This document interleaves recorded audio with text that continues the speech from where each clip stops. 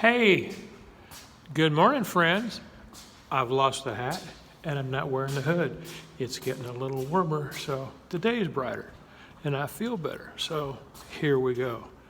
I'm re-listening to If You're Not First, You're Last, and getting my mind right for the fact that I'm going to start a book club and where I'm going to read the book to people and let them interactively ask me questions. It's a novel way to read, isn't it? Think about it. You can do it too. So here we go. How are you going to manage with less customer volume to stay in business and to keep people employed? Value add propositions.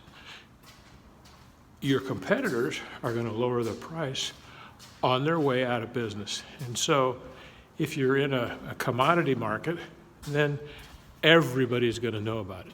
And you're always going to operate from the viewpoint that everybody knows everybody's price, even though you know intellectually it's just not true.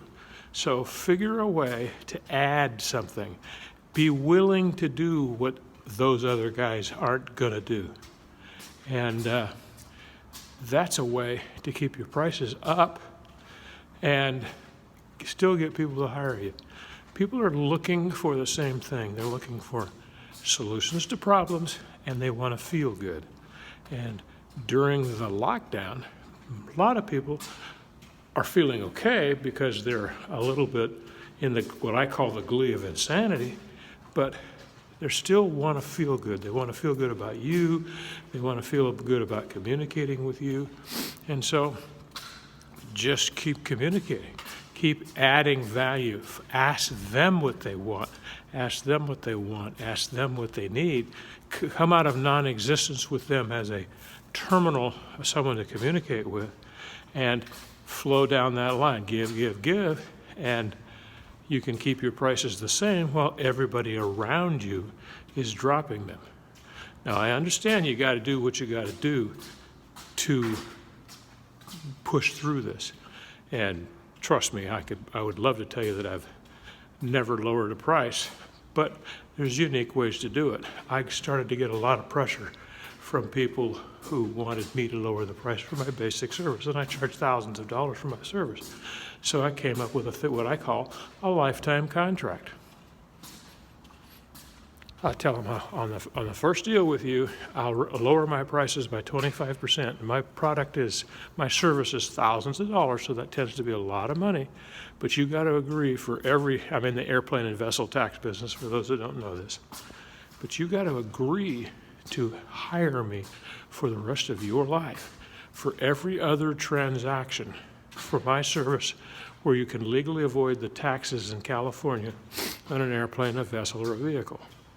Everything for a guaranteed 20% discount on price on my regular fees at the time of the purchase.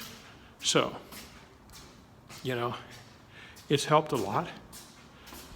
It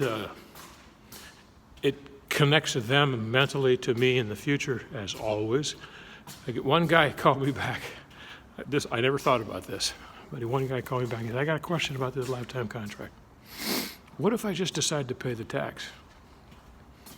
Well, of course I'm not going to make you then if you want to do that. So I had never thought about it from that viewpoint. I'm always thinking about it from the negative side. You always have a tendency to think that everybody knows everything that you know. Everybody knows what all of the other people who pretend to be your competitors are doing. And sometimes, most of the time, 100% of the time, you're wrong. That's all in your head. You negotiate with yourself in their favor. That's the worst habit that I've ever developed, and I'm warning you about it right now. It's like if somebody constantly gave me an objection based on price, and this is not out of Grant Cardone stuff. I realized that, well, what do you got in mind? Now, let's say I was pitching a guy on a $20,000 service. He says, how about $1,000 off? I would have never known if I'd have never asked.